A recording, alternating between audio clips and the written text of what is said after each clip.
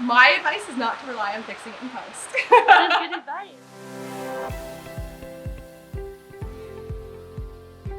So my name is Kathryn Dickinson. I am a post-production supervisor here in Toronto, Ontario. I work in the film and television industry. Was an editor for 20 years, which I was nominated for numerous Canadian Cinema Editor Awards, Canadian Screen Awards, and numerous other film festival accolades. I graduated from Media Arts at Sheridan College in 2001. Best classes I took in my time at Sheridan all revolved around post-production, whether it be audio post or if it was editing with DDA. I loved all of those classes the most. When I set off to Oakville and to Sheridan College, I had all these big aspirations and dreams of being like this fancy Hollywood director.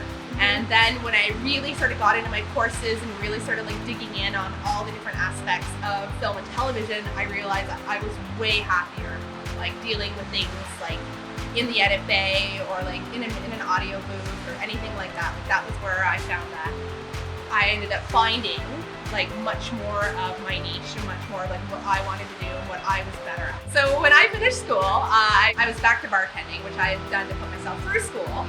And I was working at a bar that was in kind of like a bit of an industrial sort of area in the west end of downtown here. And there were some production companies that happened to be on the second and third floor of that building. Turns out those production companies were making pornography. And the producers from one company were regulars of mine who happened to be able to give me a shot in the edit bay with them. So off I went. That was my first paid edit job. I had lots of free edit jobs. That was my first paid one. It didn't last very long. I learned enough to find the money shot and then we carried on. One of the things they don't prepare you for in school is the fact that you're going to be an assistant.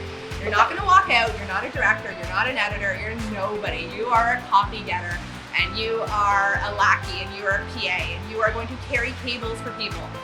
So I did that for a couple of years when I finished school. Currently I work on Big Brother Canada. I'm in the midst of the Tragically Hip documentary series that's going to be on Amazon Prime next year.